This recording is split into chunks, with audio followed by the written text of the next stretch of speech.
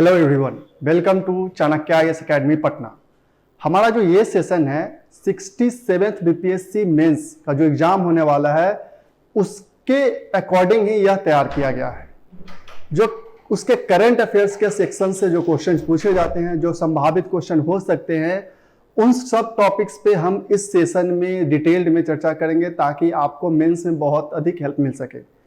और जो वो टॉपिक्स होते हैं, जो संभावित टॉपिक्स होते हैं जो बीपीएससी मेंस में पूछे जा सकते हैं और या पूछे जा रहे हैं कुछ सालों से, जैसे इंडिया का अपने नेबरिंग कंट्रीज के साथ रिलेशन है, बहुत सारे ऑर्गेनाइजेशन से रिलेटेड क्वेश्चन रहते हैं like UN, WTO, world bank के क्वेश्चन रहते हैं। इंडिया का एक्सटेंडेड नेबरहुड के साथ रिलेशन, एक्सटेंडेड नेबरहुड का इन द सेंस कि जो कुछ इंपॉर्टेंट कंट्रीज है उनके साथ कैसा रिलेशन रहा है, इस पे क्वेश्चन आते हैं। जैसे जापान है, यूएसए है, रसिया है। और अगर कोई मेजर इवेंट हो रहे हैं वर्ल्ड ऑर्डर में ग्लोबल लेवल पे, जैसे रसिया यूक्रेन का बात कर ले जो अभी क्राइसिस चल रही है, तो वैसे हम सारे टॉपिक्स को कवर अप करने की कोशिश करेंगे जो कि मेंस में संभावित हो सकते हैं, आने की संभावनाएं अधिक हैं। और जैसे इंडिया का कुछ कुछ नेबर्स हैं जो कि बहुत ज्यादा इंपॉर्टेंट है, न्यूज में रहे, उनको हम पहले कवर अप करने की कोशिश करेंगे। इन सारे न्यूज को इवन नेशनल जो करंट अफेयर्स होते हैं जो कि इंपॉर्टेंट हो सकते हैं आपके पॉइंट ऑफ व्यू से, like new education policy, free वीज के बारे में, ऐसे सारे टॉपिक्स को हम इस सेशन में कवर अप करने की कोशिश करेंगे। अगर हमारे कवर अप करने के बाद भी आपको लगता है कि कुछ ऐसे टॉपिक्स है जिस पे और अधिक डिस्कशन होना चाहिए, या कोई एक ऐसा टॉपिक है जो मिस हुआ है उस पर भी डिस्कशन होना चाहिए, तो आप हमें कमेंट सेक्शन में बताइएगा, हम उस टॉपिक को भी कवर करने की कोशिश करेंगे। तो आज से जो हमारा ये सेशन स्टार्ट हो रहा है वह आपको 67th बीपीएससी मेंस में काफी हेल्प मिलेगा। इससे आज से ये सेशन स्टार्ट हो रहा है जिसमें हम इंपॉर्टेंट टॉपिक्स स्टार्ट करेंगे। So let's begin the session.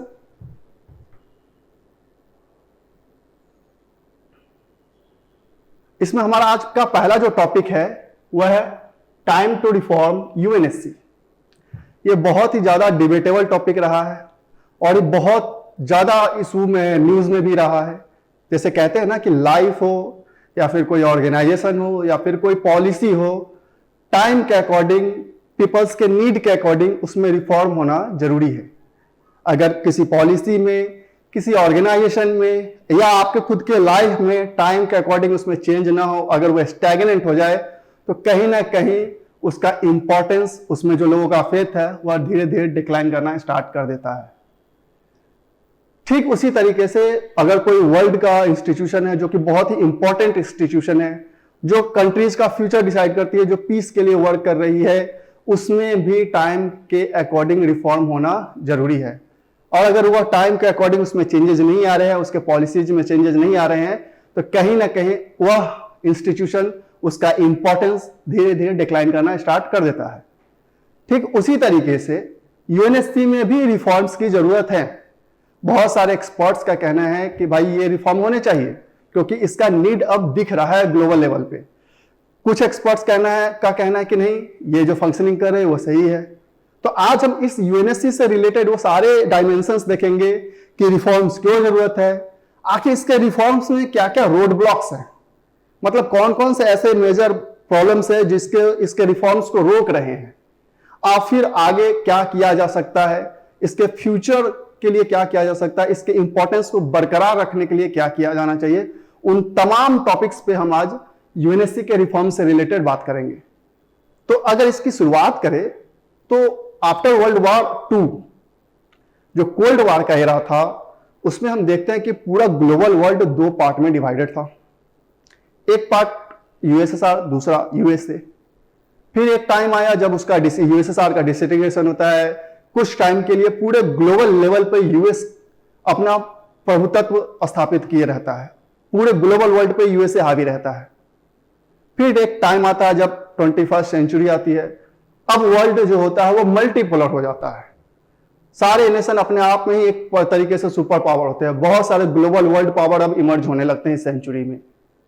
तो मींस एक सिंपल लाइन में अगर हम कहें कि there is a shift in global order from unilateral to multilateral, मतलब एक ट्रांजिशन का फेज आया है। एक टाइम था जब वर्ल्ड यूनिलैटरल था, अब एक टाइम है जब ग्लोबल वर्ल्ड मल्टीलैटरल है। मल्टीलैटरल इन द सेंस कि बहुत सारे मल्टी पावर है इस ग्लोबल लेवल में। इंक्लूडिंग अब डेवलपिंग नेशंस इंक्लूडिंग इंडिया भी अब इंटरनेशनल लेवल पे, इंटरनेशनल पॉलिटिक्स में, इंटरनेशनल इकोनॉमिक्स में अब मेजर रोल प्ले कर रहे हैं। तो इतने सारे चेंजेस ग्लोबल वर्ल्ड में हो रहे हैं, ग्लोबल वर्ल्ड ऑर्डर में हो रहे हैं, लेकिन ये सारे चेंजेस वर्ल्ड के सबसे बड़े ऑर्गेनाइजेशन में कहीं भी अभी रिफ्लेक्ट नहीं हो रहा है, वो स्टैग्नेंट है। तो अगर टाइम के अकॉर्डिंग, नीड के अकॉर्डिंग उसमें अगर चेंजेस नहीं हो रहा है तो कहीं ना कहीं उसका इंपॉर्टेंस, उसका इफेक्टिवनेस में अब डिक्लाइन आ रहा है। So there is a need to reform UNSC. जैसा मैंने आपको बताया कि अब वह वर्ल्ड जो शिफ्ट हो रहा है वो मल्टीलेटरल इंस्टीट्यूशन में, मल्टीपोलैरिटी हो गया है। अब बहुत सारे डेवलपिंग नेशन सुपर पावर के रूप में इमर्ज हो रहे हैं, तो कहीं ना कहीं उनका पार्टिसिपेशन यूएनएससी में बढ़ना चाहिए, उनका ग्लोबल वर्ल्ड ऑर्डर में पार्टिसिपेशन दिखना चाहिए और उसी के अकॉर्डिंग यूएनएससी में भी रिफॉर्म होना चाहिए। लेकिन ये अभी भी फिलहाल स्टैग्नेंट है। इस पे P5 जो इसके मेंबर हैं, जिनके पास वीटो पावर है, वह उस पे कब्जा जमाए हुए हैं, रिफॉर्म्स हो नहीं रहे हैं। तो ग्लोबल वॉइस का पार्टिसिपेशन नहीं मान पा रहा है। जो यूएन को एक डेजिग्नेशन है कि एक डेमोक्रेटिक इंस्टीट्यूशन है, होना है या होना चाहिए, वो कहीं ना कहीं अफेक्ट हो रहा है, क्योंकि वहां पे ग्लोबल पार्टिसिपेशन नहीं है, ग्लोबल वॉइस नहीं है। बहुत सारे ऐसे वर्ल्ड्स के कंट्रीज हैं जिनका कोई पार्टिसिपेशन नहीं है। एक सिंपल अगर हम अफ्रीका की बात करें, इतना बड़ा कॉन्टिनेंट है जिसमें 54 कंट्रीज है, उसका यूएनएससी में कोई रिप्रेजेंटेशन नहीं है। अगर हम ईस्ट एशिया की बात करें, यूएनएससी में कोई रिप्रेजेंटेशन नहीं है। साउथ अमेरिका की बात करें, यूएनएससी में उनका कोई रिप्रेजेंटेशन नहीं है।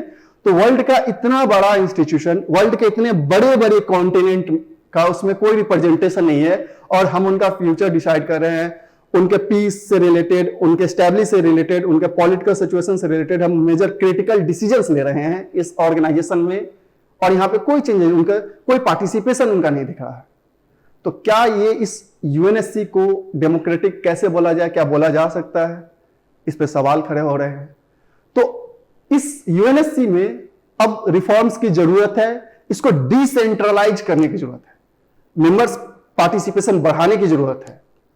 तो अब हम देखते हैं कि आखिर ऐसे क्या क्या इश्यूज हैं जो इसके रिफॉर्म्स को रोक रहे हैं।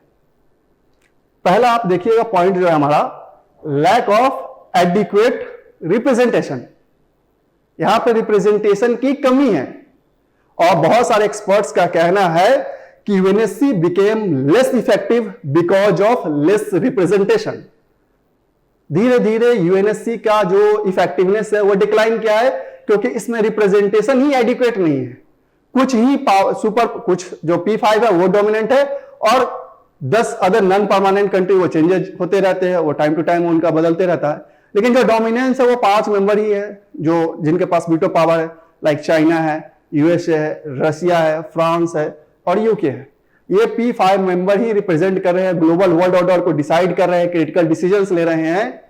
That's why UNSC is effectiveness is declining day by day.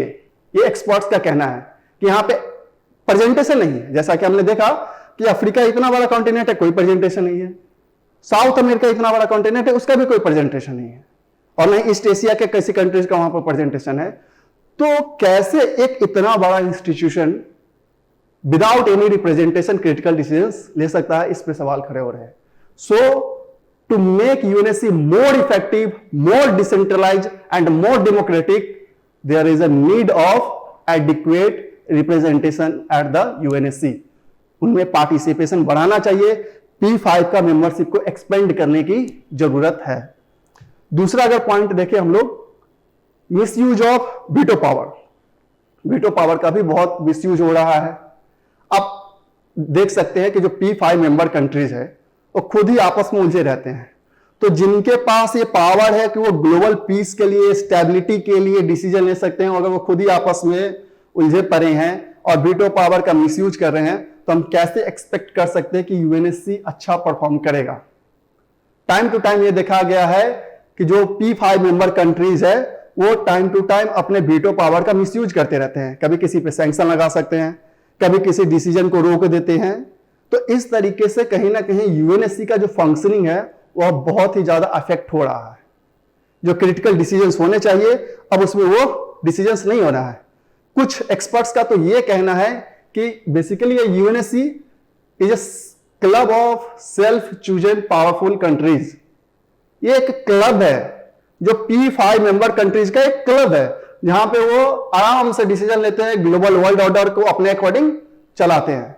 तो कहीं ना कहीं ये जो P5 मेंबर कंट्रीज है, यूएनएससी को बेसिकली अब एक self chosen club of elite बना के छोड़ दिए हैं, जहां पे उसका इफेक्टिवनेस अब पहले जैसा नहीं रहा है। So there is a need of reform and expansion of P5 member is needed. Third, जो ये बहुत इंपॉर्टेंट है, काफी ज्यादा न्यूज में भी रहा है, कॉफी क्लब। अब ये कॉफी क्लब क्या है? बेसिकली ये कॉफी क्लब एक इनफॉर्मल ग्रुप है 40 कंट्रीज का, जिसमें कुछ मेंबर्स अगर इंपॉर्टेंट नाम ले हम लोग तो पाकिस्तान है, अर्जेंटीना है, टर्की है, इटली है। ये कॉफी क्लब के मेंबर कंट्रीज हैं। और एक अगेन ऑर्गेनाइजेशन है G4 कंट्रीज, जिसमें 4 मेंबर हैं, India, Brazil, Germany and Japan. ये जो G4 कंट्रीज हैं,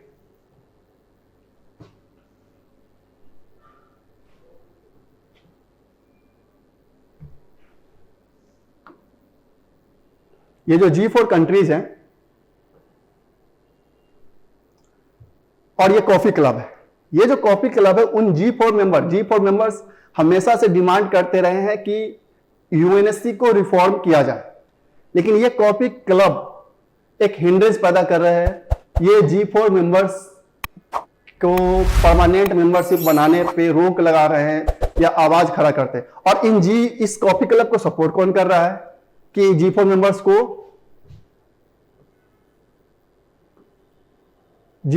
को पार्टिसिपेशन ना मिले?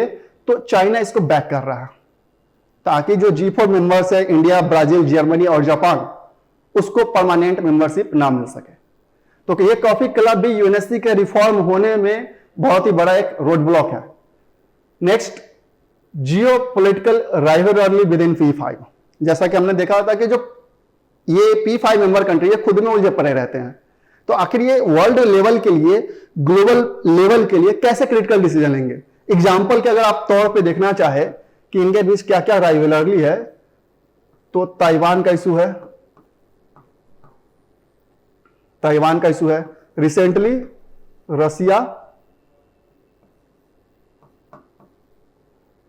और यूक्रेन का इशू है, रसिया और यूक्रेन का इशू है, जहां पे रसिया और यूएसए में मतभेद है। ताइवान के इशू को लेकर चाइना और यूएसए में मतभेद है। ये एक कंट्री दूसरे कंट्री पर सेक्शन लगा रहे हैं। तो जो जियो पोलिटिकल राइवलरी अगर इन लोगों के बीच में ही है, तो फिर अगेन यूएनएससी कैसे फंक्शनिंग करेगा, प्रॉपर फंक्शनिंग कैसे करेगा, कैसे एक पर्टिकुलर डिसीजन पे पहुंचेंगे? तो ये जो जियो पोलिटिकल राइवलरी है विद इन 5, अगेन कह सकते हैं कि एक बहुत बड़ा प्रॉब्लम है in the functioning of UNSC. Next, threat to state sovereignty. अब जैसे बहुत सारे कंट्री का जैसे हमने देखा कि यहां पर रिप्रेजेंटेशन तो है नहीं। अगेन अगर रिप्रेजेंटेशन इनका नहीं है और ये मेंबर कंट्रीज क्या कर रहे हैं, इनके लिए डिसीजंस ले रहे हैं, किसके साथ ट्रेड करना है, किस पे सैंक्शन लगाना है, इनके लिए क्या फ्यूचर डिसीजन लेना है, ये सब डिसाइड कर रहे हैं P5 मेंबर कंट्रीज। तो बिना इनके रिप्रेजेंटेशन के इनके लिए डिसीजन लिया जा रहा है, तो कहीं ना कहीं उन सारे स्टेट्स, उन सारे कंट्रीज के सोवरेनिटी पे एक खतरा है। विदाउट रिप्रेजेंटेशन आप किसी कंटिनेंट के बारे में, किसी कंट्री के बारे में डिसीजन ले रहे हैं, that's a threat to the sovereignty of that country. उस कंट्री के सोवरेनिटी पे वह खतरा है। So basically these are the issues, these are the road blocks जो यूएनएससी में रिफॉर्म्स होने को रोक रही है, उनमें हिंड्रेंसेस पैदा कर रही है। अब हम उनको देखते हैं कि आखिर क्या किया जा सकता है यूएनएससी को रिफॉर्म करने के लिए, लोगों का उसमें फेथ बरकरार रखने के लिए, उसे और अधिक डेमोक्रेटाइज करने के लिए क्या क्या स्टेप्स लिए जा सकते हैं।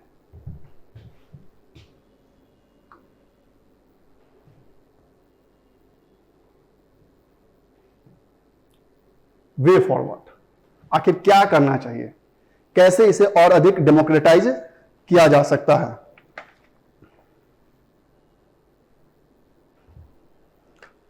तो सबसे पहले अगर बात करें स्टेप्स नीडेड का, तो welcoming voice across the globe, अगर एक लाइन में, सिंपल लाइन में अगर हम इसके कहे तो इक्वल रिप्रेजेंटेशन होना चाहिए। Welcoming voice across the globe, जितने भी वर्ल्ड लेवल पे और कॉन्टिनेंट है, कंट्रीज है, उनका पार्टिसिपेशन होना चाहिए। उनको डेमोक्रेटिक इस यूएनएससी में उनका मेंबरशिप होना चाहिए। यूएनएससी को डिसेंट्रलाइज किया जाना चाहिए। जब तक यूएनएससी डिसेंट्रलाइज नहीं होगा, सारे कंट्रीज का वहां पे पार्टिसिपेशन नहीं हो पाएगा। तो अनटिल अनलेस या यूएनएससी डिसेंट्रलाइज नहीं होता, मोर डेमोक्रेटिक नहीं होता, ऐसे डेमोक्रेटिक अभी भी बोला जाता है, लेकिन इसको रियल में डेमोक्रेटिक बनाने के लिए इसमें अधिक से अधिक रिप्रेजेंटेशन होना चाहिए। तो ग्लोबल वॉइस को यहां पे पार्टिसिपेशन देने की जरूरत है, तभी जाके ग्लोबल लेवल पे एक अच्छा डिसीजन लिया जा सकता है। विदाउट रिप्रेजेंटेशन P5 मेंबर ही कंट्रीज सिर्फ डिसीजन ले दूसरे कंट्रीज के लिए, कॉन्टिनेंट्स के लिए, that's not good for global order. So अगर यूएनएससी को और अधिक डेमोक्रेटिक बनाना है, और अधिक उसको डिसेंट्रलाइज बनाना है, लोगों का फेथ उसमें बरकरार रखना है, then there is a need of equal representation, और आप कह सकते हैं welcoming voices across the globe. Global level पे जो वॉइस है, जो इनकी डिमांड कर रहे रिफॉर्म का, उनका पार्टिसिपेशन इसमें होना चाहिए। नेक्स्ट है global consonance for global governance. ये क्या कहता है कि there is a need of urgent reform, there is a need of urgent reform in UNSC to correct the imbalance in representation. जो इम्बैलेंस है यूएनएससी में रिप्रेजेंटेशन को लेकर, उसे करेक्ट करना बहुत जरूरी है। अगर आप कोई ग्लोबल डिसीजन लेना चाहते हैं तो उसमें ग्लोबल कॉन्सोनेंस बहुत जरूरी है।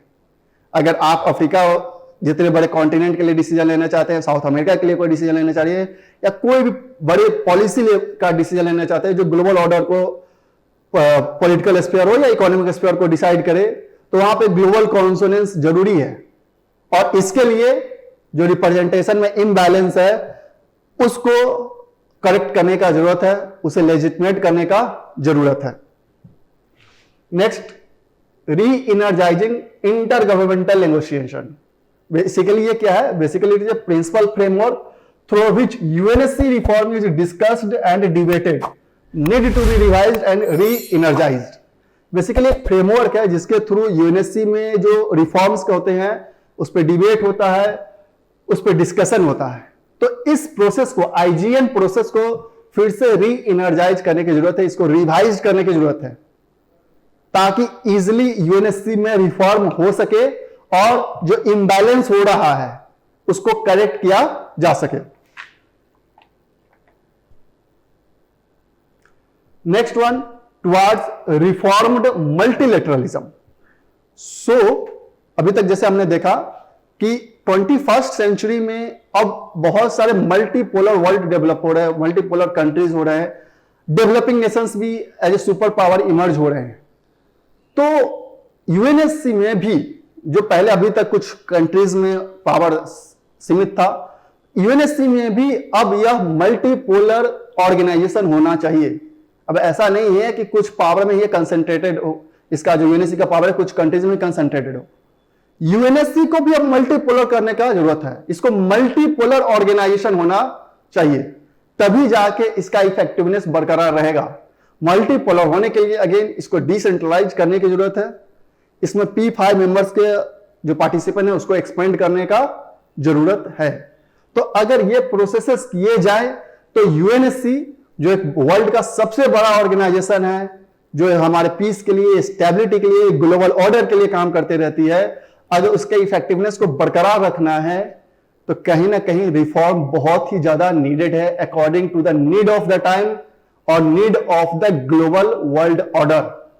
बहुत सारे कॉम्प्लेक्स इश्यूज चल रहे हैं वर्ल्ड में, बहुत सारे कॉम्प्लेक्स इश्यूज चल रहे हैं। रशिया यूक्रेन वाला एग्जांपल ले सकते हैं, आप ताइवान का इशू ले सकते हैं। तो कॉम्प्लेक्स इश्यूज को अगर सॉल्व करना है, कॉम्प्लेक्स इश्यूज के लिए क्रिटिकल डिसीजंस लेने हैं, तो विदाउट एडिक्वेट पार्टिसिपेशन ये सारे प्रॉब्लम सॉल्व नहीं हो सकते हैं। So to keep the effectiveness of UNSC alive, there is a need to reform the UNSC as per the global world order demand. So ये हमारा UNSC के बारे में एक टॉपिक था जिससे हमने डिटेल में समझा कि आखिर क्यों जरूरत है, क्या चेंजेस हुए थे, क्या रोड ब्लॉक्स है और क्या किया जा सकता है। हमारा जो नेक्स्ट टॉपिक है आज का वो है हमारा एक बहुत मेजर नेबरिंग कंट्री है बांग्लादेश। तो इंडिया और बांग्लादेश के रिलेशन पे हमारा सेकेंड टॉपिक है आज का बीपीएससी मेंस के लिए। तो इंडिया और बांग्लादेश का रिलेशन बहुत ही हिस्टोरिकल रहा है। उनका बांग्लादेश और इंडिया का हिस्टोरिकल टाइज है, सिविलाइजेशन टाइड है, सोशल टाइज है हमारा साथ। तो बांग्लादेश और इंडिया का जो रिलेशन हुआ है वो काफी हिस्टोरिकल रहा है, काफी इंपॉर्टेंट रहा है बहुत सारे डायमेंशन से। India was the first country which recognized Bangladesh as an independent state just after the Bangladesh Liberation War of December 1971. India एक पहला ऐसा कंट्री है जिसने बांग्लादेश को इंडिपेंडेंट नेशन कंट्री घोषित किया था आफ्टर 1971 वॉर। और बांग्लादेश ऑक्यूपाई अ की place in India's neighbourhood first policy. India का अपना नेबरहुड पॉलिसी है जिसमें इंडिया जो है अपने नेबरिंग कंट्रीज के साथ, जो उसके पड़ोसी देश है, उनके साथ अच्छा रिलेशन मेंटेन करने का हमेशा से इंडिया का व्यू रहा है। उसमें बांग्लादेश बहुत ही इंपॉर्टेंट प्लेस रखता है और इंडिया का जो नेबरहुड फर्स्ट पॉलिसी है उसमें बांग्लादेश का काफी इंपॉर्टेंस है। तो इतने सारे इंपॉर्टेंस होने के बावजूद भी, बांग्लादेश इतना इंपॉर्टेंट कंट्री होने के बाद भी, उसके इंडिपेंडेंस में हमारा इतना रोल होने के बावजूद भी हमारे और बांग्लादेश के बीच में कुछ रिलेशन में कुछ हिंड्रेंसेस है, कुछ डिस्प्यूट्स हैं। अगर एग्जांपल में बात करें, तीस्ता वाटर रिवर डिस्प्यूट है, इलीगल माइग्रेशन का इश्यूज है, drug trafficking, human trafficking, animal poaching, इन सारे बहुत सारे ऐसे इश्यूज है जो कहीं ना कहीं हमारे इंडिया और बांग्लादेश का जो रिलेशन है उसको राइज करने में, उसको ग्रो करने में ये बहुत ही ज्यादा प्रॉब्लम क्रिएट कर रहे हैं। तो आइए हम देखते हैं कि इंडिया का वेरियस डायमेंशन पे बांग्लादेश के साथ कैसा रिलेशन रहा है। अगर हम इकोनॉमिक स्फीयर की बात करें कि इंडिया और बांग्लादेश के साथ, इंडिया का बांग्लादेश के साथ इकोनॉमिक रिलेशन कैसा है, तो इंडिया जो है, जो बांग्लादेश है वह इंडिया का 6th लार्जेस्ट ट्रेड पार्टनर है। हमारा जो पड़ोसी कंट्रीज है उसमें हमारा बांग्लादेश जो है वह 6ठा सबसे बड़ा ट्रेड पार्टनर है। और 2011 में एक ट्रेड एग्रीमेंट हुआ था, south Asian free trade area, SAFTA जिसको बोलते हैं। इसके अकॉर्डिंग इंडिया ने बांग्लादेश के बहुत सारे गुड्स को ड्यूटी फ्री एक्सेस दिया था इंडिया में, except 2 things, alcohol and tobacco. Tobacco and alcohol को टैरिफ इस पे लगता है, बाकी सारे गुड्स को इंडिया ने साफ्टा के अंदर में बांग्लादेशी गुड्स को ड्यूटी फ्री एक्सेस दिया था। अगर 2021-22 फाइनेंशियल ईयर की बात करें तो इंडिया और बांग्लादेश के बीच में जो टोटल ट्रेड हुआ है वह $18.2 बिलियन का हुआ है। वहीं 2020-21 फाइनेंशियल ईयर में यह $10.8 बिलियन था। मतलब एक फाइनेंशियल ईयर में अगर हम देखें तो अप्रॉक्स मोर देन $8 बिलियन का इंक्रीमेंट हुआ है between the trade between India and Bangladesh. Again there are 6 border hearts, 4 in Meghalaya and 2 in Tripura have been approved by Indian and Bangladesh government। ये border hearts है जो economic point of view से दोनों countries के लिए बहुत important है। ये मेघालय, त्रिपुरा और बांग्लादेश के बॉर्डर पे ये border hearts स्टैब्लिश किए गए हैं जो दोनों कंट्रीज को काफी इकोनॉमिकली बेनिफिट करते हैं। तो इकोनॉमिक टाइज तो हमारा ठीक है, नेबरिंग कंट्री है, धीरे धीरे हम इसमें अगेन इंप्रूवमेंट ला रहे हैं और फाइनेंशियल ईयर में हम देख रहे हैं कि बहुत ज्यादा इंक्रीमेंट भी हमारा ट्रेड टाइज में हो रहा है। नेक्स्ट देखते हैं शेयरिंग ऑफ रिवर वाटर, क्योंकि बांग्लादेश बहुत ही हमारा क्लोज है और बांग्लादेश और इंडिया से बहुत सारे रिवर्स क्रॉस करते हैं। इंडिया और बांग्लादेश 54 कॉमन रिवर्स एक दूसरे से शेयर करते हैं। 1996 में गंगा वाटर ट्रीटी हुआ था जिसमें यह डिसाइड किया गया था कि लीन सीजन के दौरान, जो जनवरी से मई के बीच में रहता है, दोनों देश गंगा वाटर को शेयर करेंगे इक्वली। मतलब जिसको जितना जरूरत है उसके अकॉर्डिंग वह शेयर किया जाएगा। मोस्ट रिसेंटली एक और पैक्ट हुआ है साइन, कुशियारा पैक्ट। ये एक रिवर है which will benefit people in southern Assam and Sylhet region of Bangladesh. अब ये कुशियारा पैक्ट हुआ है स्पेशली आसाम के कुछ रीजन्स को पानी देने के लिए, और बांग्लादेश का एक रीजन है सिलहट, वहां पे वो ड्राई जोन रहता है, इसलिए कुशियारा पैक्ट साइन किया गया ताकि इस रिवर के वाटर को शेयर किया जा सके। नेक्स्ट है कनेक्टिविटी।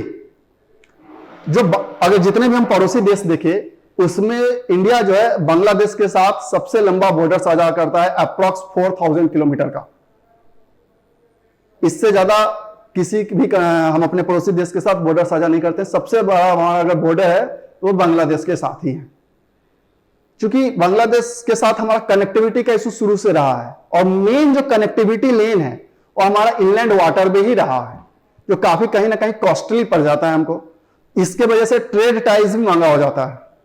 लेकिन रिसेंटली हमने एक रेल लिंक भी स्टैब्लिश किया for the connectivity, Agartala Akhaura rail link, जो कनेक्ट करता है हमारे मतलब अगरतला को और बांग्लादेश को, जिससे अब ट्रेड करना थोड़ा सा स्मूथ हो गया है और कॉस्ट कटिंग भी हो गया है। नेक्स्ट है पावर और एनर्जी सेक्टर की बात करें तो इंडिया और बांग्लादेश ने एक फ्रेंडशिप पाइपलाइन प्रोजेक्ट साइन किया था इन 2018। इसके थ्रू जो इंडिया है और बांग्लादेश जो है वह फ्यूल्स का एक्सचेंज करते हैं। एक और साइन हुआ था एग्रीमेंट हाइड्रोकार्बन सेक्टर के लिए, framework of understanding on cooperation in hydrocarbon sector, जिससे एनर्जी सेक्टर को प्रमोट किया जा सके और दोनों कंट्री म्यूचुअली पावर और एनर्जी सेक्टर में बेनिफिट ले सके। इसके लिए यह पैक्ट साइन हुआ था। अगर नेक्स्ट डायमेंशन की बात करें वह टूरिज्म का है। अगर मिनिस्ट्री ऑफ टूरिज्म की बात करें तो मिनिस्ट्री ऑफ टूरिज्म के अकॉर्डिंग इंडिया में जितने भी फॉरेनर्स आते हैं उसमें सबसे अधिक बांग्लादेशी हैं। लेकिन ऐसा नहीं है कि सिर्फ वो घूमने के पर्पज से आते हैं। इनका जो मेन रीजन है इंडिया में आने का वह है मेडिकल। आते तो और भी सारी चीजों के लिए, लेकिन मेजर जो रीजन है बांग्लादेशी फॉरेन अराइवल्स का वह मेडिकल पर्पस है, क्योंकि बांग्लादेश आज भी उतना मेडिकली एडवांस्ड कंट्री नहीं है। दैट्स वाई, चूंकि अब वो इंडिया बांग्लादेश बहुत नजदीक है बांग्लादेश के और कहीं ना कहीं काफी इकोनॉमिकल भी है, तो वहां से फॉरेन टूरिस्ट आते हैं यहां पे मेडिकल ट्रीटमेंट के लिए। ये तो हुआ बात कि कहां कहां हमारा डायमेंशन बहुत इजी है, कहां कहां हम लोग बेनिफिट कर रहे हैं, कहां कहां हम लोग राइज कर रहे हैं। लेकिन जो हिंड्रेंसेस हैं, जो हमारे करंट डिस्प्यूटेड डायमेंशन है, उस पर भी चर्चा करना जरूरी है। जैसे पहला अगर हम एक डिस्प्यूट की बात करें दोनों कंट्रीज के बीच में, तो तीस्ता रिवर वाटर डिस्प्यूट है। बांग्लादेश का क्लेम है कि बांग्लादेश को तीस्ता वाटर का फेयर शेयर ऑफ वाटर नहीं मिलता है, मतलब जितना उसको चाहिए तीस्ता रिवर का वाटर उतना उसको नहीं मिल पा रहा है। इसको लेकर बांग्लादेश और इंडिया में तीस्ता वाटर डिस्प्यूट बना हुआ है। उसका कहना है कि उसे सफिशिएंट वाटर नहीं मिल रहा है तीस्ता रिवर से। दूसरा एक मेजर इशू है इलीगल माइग्रेशन का।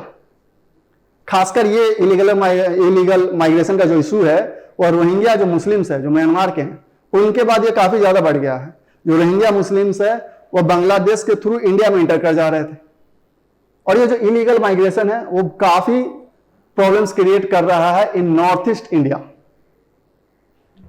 अगर नेक्स्ट और बात करें तो हम ड्रग स्मगलिंग और ट्रैफिकिंग, ये बहुत अगेन मेजर बड़ा इशू है। और सिर्फ ऐसा नहीं है कि ड्रग का स्मगलिंग हो रहा है या ह्यूमन ट्रैफिकिंग हो रहा है, यहां एनिमल ट्रैफिकिंग भी होता है। एनिमल्स का, बर्ड्स का भी ट्रैफिकिंग होता है, जिससे इंडिया और बांग्लादेश के बॉर्डर डिस्प्यूट्स बने रहते हैं। और सबसे बड़ा एक इशू है टेररिज्म का। बांग्लादेश में एक ऑर्गेनाइजेशन है जिसका नाम है जमात उल मुजाहिदीन बांग्लादेश। जमात उल मुजाहिदीन बांग्लादेश। इवन बांग्लादेश ने भी इस ऑर्गेनाइजेशन को टेररिस्ट ऑर्गेनाइजेशन घोषित कर रखा है, और इंडिया भी इस ऑर्गेनाइजेशन को, इवन मलेशिया, यूके, ये सब बहुत सारे ऐसे कंट्रीज है जिसने इस ऑर्गेनाइजेशन को टेररिस्ट ऑर्गेनाइजेशन घोषित कर रखा है।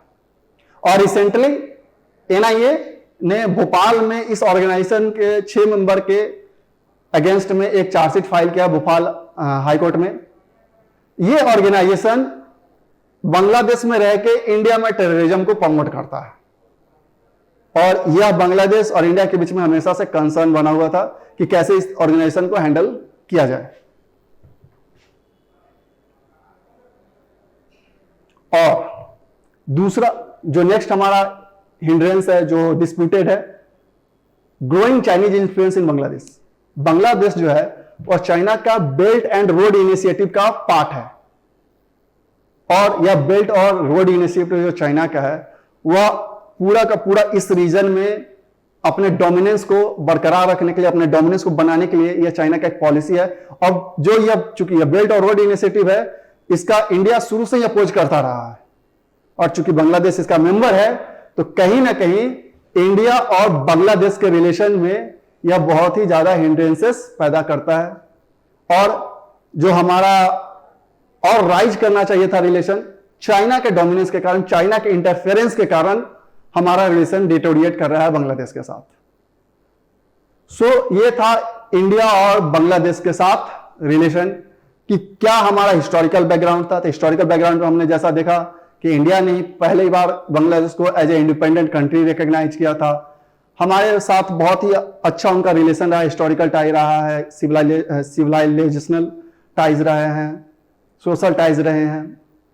तो इन सब के बावजूद भी हमारे साथ फिर भी हम लोगों ने इकोनॉमिक स्फीयर पे बात करें, वाटर स्फीयर पे, कनेक्टिविटी स्फीयर पे हम लोगों ने प्रोग्रेस किया है, लेकिन कुछ हिंड्रेंसेस अभी भी हमारे पास हैं जो हमारे रिलेशन को कहीं ना कहीं डिटोरिएट कर रहे हैं, उसको राइज होने से रोक रहे हैं। So that's all for today. I hope आपको यह सेशन अच्छा लगा हो, और आप हमें कमेंट में जरूर बताएं कि आखिर हम कैसे और टॉपिक्स को कवर करना चाहिए, या कुछ इसमें कमी है तो आप हमको जरूर बताएं, और ज्यादा से ज्यादा शेयर करें ताकि और भी स्टूडेंट इसका बेनिफिट ले सकें। Thank you. Don't forget to like, share and subscribe to our channel and press the bell icon to never miss an update.